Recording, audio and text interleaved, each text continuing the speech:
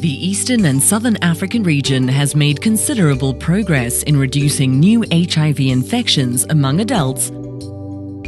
Significant progress was made in the prevention of mother-to-child transmission of HIV and scale-up of HIV treatment. Despite these gains, since 2010, the number of new HIV infections among adults has stalled and failing to decline for at least 5 years in the majority of countries in the region.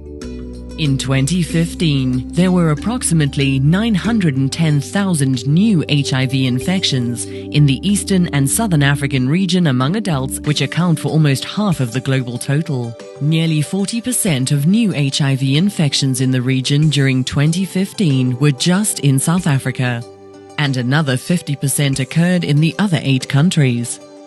The number of new infections remains unacceptably high among adolescent girls and young women between the ages of 10 and 24 years and their male sexual partners.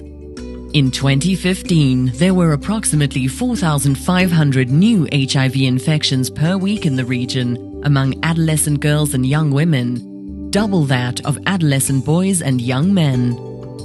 Key populations such as sex workers, men who have sex with men, transgender people, people who inject drugs, and prison inmates also experience high HIV prevalence.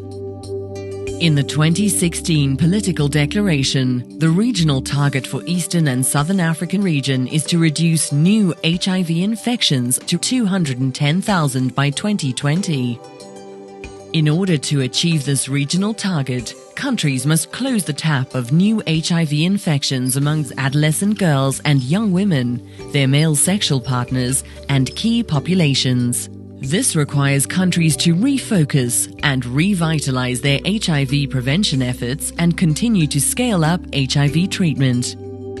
To revitalize HIV prevention requires galvanizing political leadership, civil society, communities, regional entities, and development partners for their collective action. To this end, under the leadership of the government of Zimbabwe, a ministerial side meeting for the Eastern and Southern African region was held in May 2016 on the sidelines of the 69th World Health Assembly. Yes, I did become the champion in the region.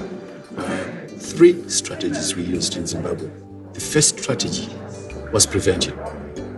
And the second strategy was prevention. And the third strategy was the prevention. And that has worked well.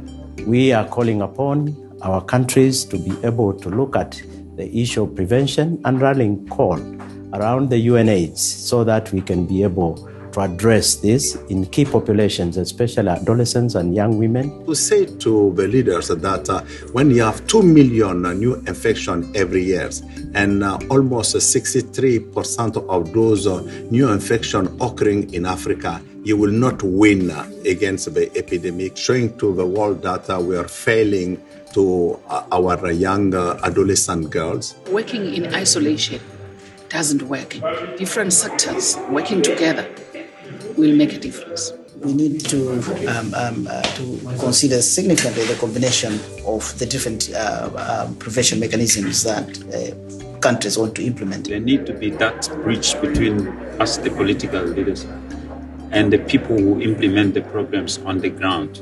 And more importantly, the community. We need to set the targets together with the community and other stakeholders. I feel that I take decisions about that whole thing about sex and protecting myself, looking at it from the point of view of the future. It is actually good for key populations to having platforms actually from the corners of the world to also brainstorm the accessing of the universal healthcare services. The moment a country has political commitment, we can do a lot of change. It's all about leadership at every level, from the individual to the family, the neighbors, the community, the local authority, whether it's a chief or a councillor, local priest, the businessman, and traditional and faith leaders. We will not stop also new infection if we don't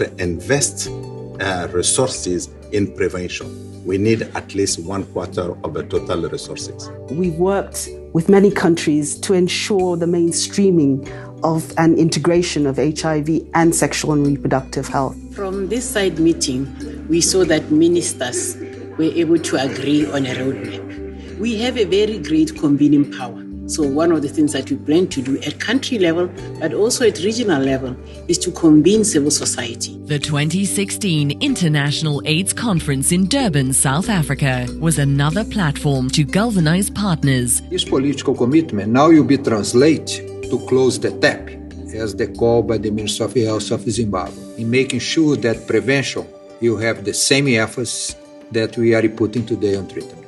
Let's close the tap of new HIV infections and revitalize HIV prevention in the Eastern and Southern African region.